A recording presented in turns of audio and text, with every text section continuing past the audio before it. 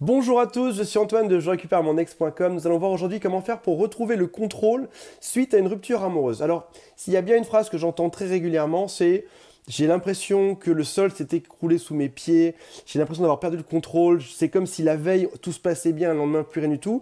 Et c'est vrai qu'on a cette sensation qui est juste affreuse que la veille on avait un pouvoir de décision et puis le lendemain c'est fini, l'autre fait exactement ce qu'il veut. Donc c'est vrai que c'est assez perturbant. Dans cette vidéo on va voir ensemble 3 ou 4 points pour reprendre le contrôle, pour faire que ça aille mieux derrière et puis pour faire qu'on se sente beaucoup moins perdu. Première chose qui est très importante, c'est de réaliser qu'il est assez illusoire d'avoir cru à un moment donné avoir le contrôle sur l'autre en couple. Alors c'est vrai que lorsqu'on est à deux, on fait des concessions. Par exemple, on choisit ensemble d'aller dans un restaurant. On choisit ensemble si on aura des enfants ou pas. On choisit ensemble d'aller en vacances à tel endroit ou pas. On choisit ensemble des soirées qu'on va faire avec nos amis ou pas. Mais finalement, on reste toujours deux personnes qui vivent ensemble. Et voilà, on a un pouvoir de décision ou d'influer sur l'autre. Mais au final, on reste quand même deux entités qui sont différentes. On n'est pas une seule boule commune qui décide tout ensemble. Alors c'est vrai que aujourd'hui, votre ex a repris sa vie, a repris ses décisions. Et quoi que vous tentiez de lui imposer, il y a des chances que votre ex se refuse. Alors, comment est-ce que ça fonctionne finalement? On va revenir au basique de JRME, c'est que le silence radio marche assez bien pour ça. On a l'impression qu'en perdant le contrôle, on doit revenir de plus en plus sur notre ex, on doit lui parler de plus en plus, on doit le persuader, alors qu'au final, le silence radio nous révèle quelque chose, c'est que plus on va donner d'espace à notre ex, plus il y a des chances qu'il revienne, comme un espèce de boomerang. Alors vous allez me dire, oui, mais c'est un peu comme si j'avais un oiseau dans une cage et qu'il fallait lui ouvrir la cage pour qu'il puisse revenir après.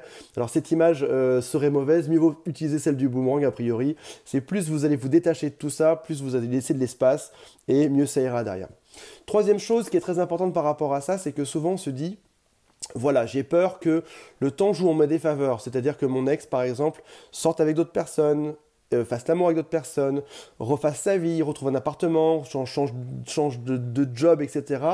Mais au final, c'est une évolution qui est souvent nécessaire. Et puis aussi, si on regarde bien, les gens mettent souvent, en général, ça va de quelques semaines à quelques mois, voire même des fois quelques années, pour s'en mettre en couple. Donc ça veut dire qu'a priori, vous avez beaucoup de temps devant vous.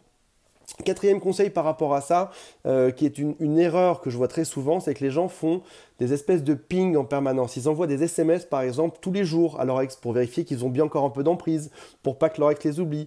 Mais si on réfléchit bien, comment est-ce que quelqu'un pourrait vous oublier quand vous avez passé quelques mois ou quelques années ensemble? Des fois, c'est même des personnes qui ont passé 12 ans ensemble. On ne vous oublie jamais, même si dans 5 ans, votre ex vous recroisez dans la rue, il y a des chances qu'il vous regarde, que son cœur se pince et qu'il vous retrouve comme quelqu'un avec qui il a partagé une intimité, une vie, etc. Donc votre ex, ne vous inquiétez pas, ne vous oubliera jamais. Et puis par rapport à ça, quand on prend tous ces éléments, on réalise que la bonne chose à faire, ça va être de ne pas le contacter tous les jours. Alors, vous avez deux options en gros, soit silence radio total, c'est-à-dire qu'en gros vous attendez 3 semaines avant de recontacter votre ex, et là en l'occurrence en faisant ça, vous reprenez non seulement le contrôle sur sa vie, mais sur la vôtre aussi. C'est-à-dire que aujourd'hui, de manière sûre, vous pouvez prendre le contrôle de votre propre vie. De quelqu'un d'autre, non, mais de la vôtre, oui. Donc en faisant silence radio, vous contrôlez votre vie, vous vous arrangez pour avoir une vie qui sera plus saine, plus sportive, peut-être plus dans le travail, sur des soirées qui seront plus saines également, sur des vacances, sur le fait de vous réaliser, etc. Et c'est ce silence radio qui va vous permettre de faire tout ça pendant les 3-4 semaines que ça va durer. Vous avez un deuxième choix qui sera par exemple de répondre, si jamais votre ex vous envoie des messages, vous avez tout à fait la possibilité de répondre à ces messages si vous le voulez, mais en tout cas, n'allez pas le relancer chaque jour. Si jamais vous souhaitez que je vous accompagne dans cette reprise de contrôle, cliquez juste en haut à droite, c'est juste ici. Il y a du coaching par email, je peux vous suivre pendant 1 mois, ça me fera extrêmement plaisir de vous aider et je vous dis à très bientôt pour une prochaine vidéo. Likez, mettez-moi un pouce vers le haut, mettez-moi un commentaire, ça me fera plaisir de répondre et je vous dis à très bientôt, salut à tous.